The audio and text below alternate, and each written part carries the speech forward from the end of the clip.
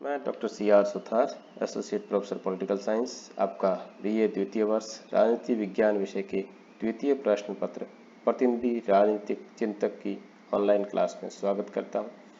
आज की हमारी क्लास का विषय है अरस्तु की दास्ता संबंधी अवधारणा।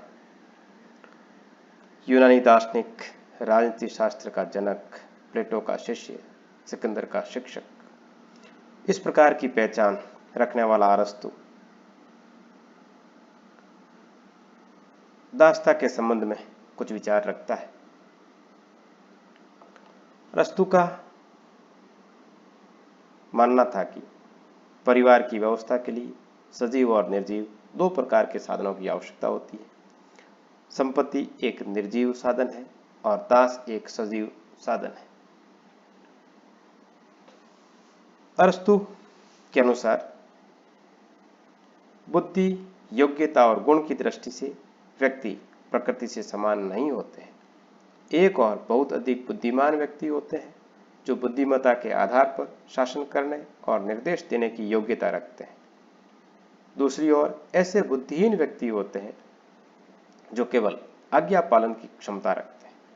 स्वाभाविक रूप से प्रथम श्रेणी के व्यक्ति स्वामी और द्वितीय श्रेणी के व्यक्ति सेवक होते हैं।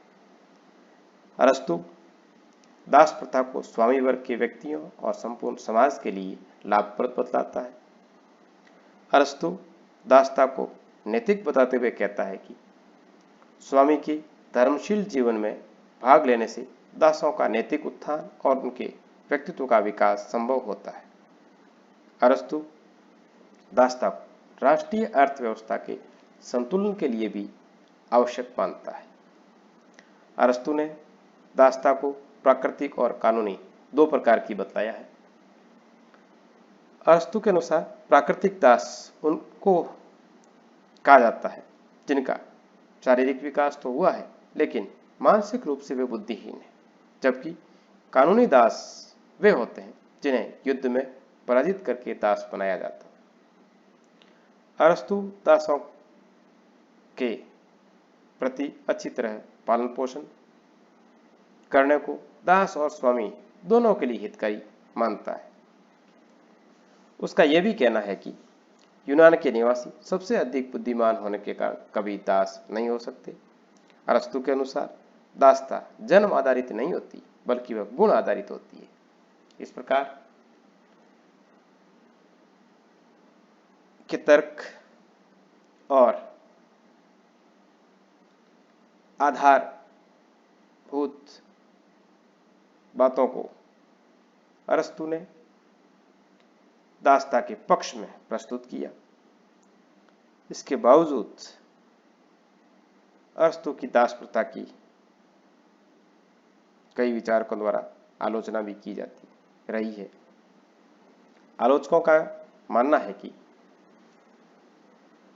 मानव समूह को गुण और योग्यता के आधार पर विभाजित करना संभव नहीं है। इस प्रकार के विभाजन का कोई सर्वमान्य मापदंड भी नहीं है। समाज को दो वर्गों में विभाजित करने से अव्यवस्था और उत्पन्न होंगे। इस प्रकार यह अवधारणा स्वतंत्रता और समानता के विपरीत है।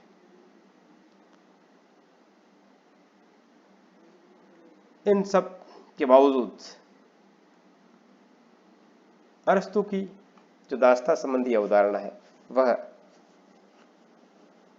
स्वामी और सेवक दोनों के गुणों एवं आवश्यकताओं के अनुरूप होने की वजह से इसको ठीक अरस्तु मानता है।